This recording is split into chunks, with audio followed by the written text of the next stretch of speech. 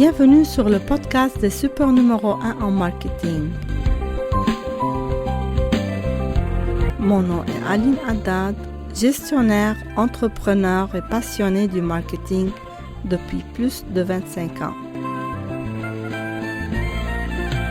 J'ai eu la chance d'accompagner des entrepreneurs dans leur succès dans plusieurs pays et depuis près de 10 ans maintenant au Québec. Aujourd'hui, je vais vous parler du marketing. D'habitude, je prépare mes podcasts, je fais un plan, puis je rédige mon texte avant d'enregistrer mon podcast. Cette fois-ci, je me lance comme ça, naturellement, du fond du cœur, parce que c'est un domaine dans lequel je travaille depuis plus de 22 ans. Aussi, mes études étaient en marketing, en gestion des entreprises. J'ai touché à toutes les matières d'une entreprise pour bien la gérer. Puis, je me suis spécialisée en marketing avec un DEA qui est un diplôme avant le doctorat. J'ai pas arrêté depuis 22 ans d'avancer, d'étudier, de me ressourcer pour être à jour avec tout ce qui est nouveau dans le domaine. Donc, le marketing, c'est pas nouveau pour moi. C'est pas quelque chose qui est sorti tout d'un coup. Puis, le digital, je travaille dedans aussi depuis 2007, quand j'étais aux Émirats, à Dubaï. Donc, c'était le début, si vous voulez, malgré que je dirais aussi en 2003, si je veux vraiment préciser que j'ai commencé en marketing digital, alors qu'il y avait personne qui pensait au digital, au web. Ils prenaient les choses juste, il y avait des programmes de base, mais moi j'ai progressé avec le digital. J'ai appris avec dans chaque étape tout ce qui sortait. Puis en 2007, comme je disais aux Émirats, j'avais commencé à penser sur les médias sociaux. On a eu un séminaire à Dubaï sur lequel on a parlé de l'émergence du monde, ou quand est-ce que le monde va découvrir ces médias sociaux, puis qu'est-ce qui va se passer quand tout ce monde va arriver. C'était en 2007 ou disons 2008 pour bien préciser. Puis on parlait des chiffres parce que 2007 c'est presque Facebook commençait à avoir une réputation. C'est 2008 que ça a commencé à donner un effet pour le secteur du marketing. Puis on parlait comment ça va s'organiser avec le temps quand tout le monde va être sur les médias sociaux. Donc, on voyait les choses venir. Mais ça a pris vraiment du temps pour que tout le monde arrive. Puis même maintenant, on pense aussi qu'il y a des 2/3 du monde qui sont pas sur les médias sociaux ou en ligne ou connectés. Imaginez dans des pays très éloignés qui n'ont même pas de route ou d'infrastructure. Le souci est de leur installer l'internet. Donc c'est un peu contradictoire avec leur vie. On implante l'internet partout alors qu'il y a des choses de base pour ces gens. Mais ça existe, puis ça va continuer. Je veux parler aujourd'hui un peu du bruit qui se passe en ligne, puis de la banalisation du marketing. Parce que le marketing dans une entreprise, c'est comme une entité comme la finance, comme le département légal, comme le département de production. Il y a le département du marketing. Puis ceux qui ne connaissent pas le marketing relationnel, parce que le digital, c'est un miroir du relationnel. Sauf que les gens qui arrivent sur le digital, ils connaissent pas le relationnel, puis ils sont en train de tomber. Là, je vais parler tantôt de pourquoi je parle aujourd'hui de ce sujet. Donc, ceux qui connaissent le relationnel, ils savent que ce département est essentiel dans une entreprise pour prendre des stratégies, pour faire des études. C'est pas juste faire des annonces, faire des communications, mais les études, puis les chiffres que le marketing sort dans son département sont très essentiels pour faire des stratégies et faire revivre ou trouver des solutions à des problèmes que l'entreprise est en train de voir. Donc, c'est tout un monde. Je peux pas rentrer parce que c'est toute une spécialisation. Il y a beaucoup de domaines. Peut-être je décortiquerai un peu avec le temps chaque.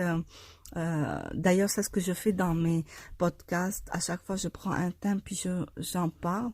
J'en ai parlé du marketing au quotidien. C'est ce qu'on vit à chaque jour. Le marketing fait partie de notre vie. Si vous voulez aller écouter l'épisode numéro 1 de mon podcast Super numéro 1 en marketing, vous allez comprendre que le marketing fait partie de nos activités quotidiennes. Dans chaque chose qu'on fait au quotidien, on fait du marketing. Je ne veux pas trop rentrer dans les détails je vous invite à aller écouter l'épisode. Puis maintenant, je vais parler de quelque chose du monde qui banalise le marketing. Parce que ceux qui se trouvent présentement en ligne sont arrivés dans les 4-5 dernières années. Puis malheureusement, l'idée du tunnel de vente qui fait des millions, ça n'existe pas. Peut-être ça a donné effet avec quelques personnes, mais c'est comme je disais, c'est basé un peu sur des promesses qui sont pas éthiques. Puis présentement, ça me surprenait que je voyais des personnes influentes en ligne qui commencent à changer de système.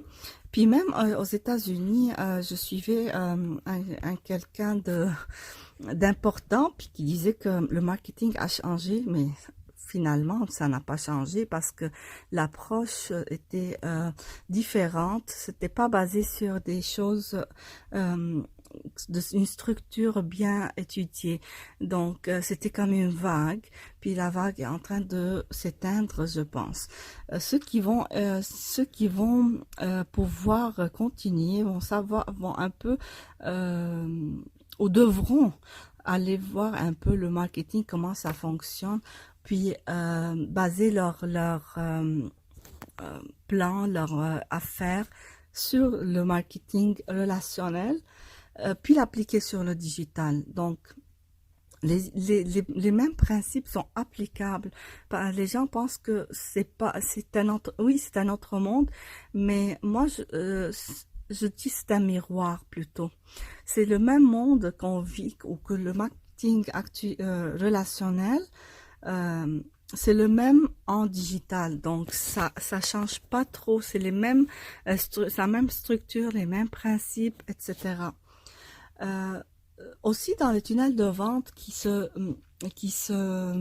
spécialisent pour aller chercher un monde spécifique. Moi, je suis toujours du principe, puis j'étais dans le domaine de la vente en détail pendant presque 10 ans. C'était mon propre affaire, ma propre boutique. Puis j'essaie parfois de nicher ou d'aller chercher une cible pour leur vendre, mais c'était pas viable parce que faire une affaire sur une chose, c'est pas quelque chose qui fait de l'argent pour un entrepreneur.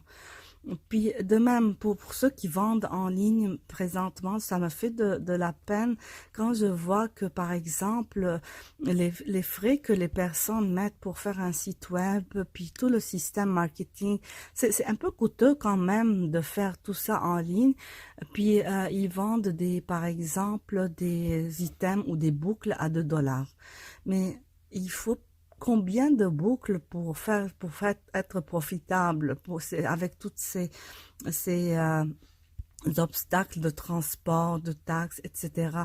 Il y a je ne vais pas rentrer dans les détails, mais ça, par exemple, ils se sont nichés.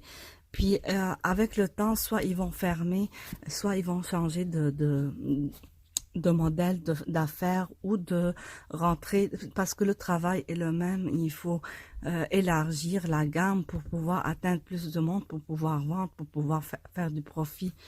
Surtout aussi, les gens, le pricing, le prix, ça fait partie du marketing. C'est une des 4 P de marketing, c'est une base.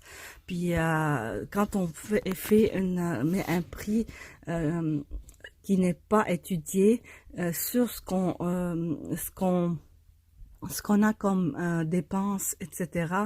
Puis faire les efforts pour faire les ventes essentielles pour couvrir ces dépenses. Là, on parle pas de tunnels de vente et des ventes de services, je parle de vente de produits. Donc, ces personnes-là, désolé, ils trouvent de la misère. Puis, il y a beaucoup de sites qui sont en train de fermer. Il y a des gens qui retournent à leur travail habituel, puis parce qu'ils ont essayé de faire affaire. Mais c'est sûr, avec la quantité de sites, la quantité du monde c'est pas tout le monde qui va rester là. C'est un bruit que je nomme. Je dis que il y a le bruit maintenant. Ça va se calmer à un moment sûrement, puis chacun va trouver sa place. Mais quand même, entre-temps, c'est encore le bruit. Il y a des gens qui vont à droite, à gauche. Ils sont en train d'apprendre, mais c'est pas facile à tout le monde d'être en ligne. Donc, il faut vraiment avoir des conseils de marketing. Moi, je donne des conseils parfois gratuitement parce que ça me fait du mal quand je vois du monde comment il travaille en ligne ou hors ligne, parce que aussi moi j'aide des entreprises en marketing relationnel, puis j'ai réussi dans les dernières années. Ceux qui me connaissent, ils savent que j'ai sauvé des entreprises de la faillite grâce au marketing, puis à des stratégies vraiment étudiées. Puis j'ai un œil d'ailleurs qui me c'est pas juste l'expérience et les études, mais aussi je sais pas si c'est du PNL ou je sais pas quel domaine de psychologie ou d'énergie positive. J'ai toujours les bonnes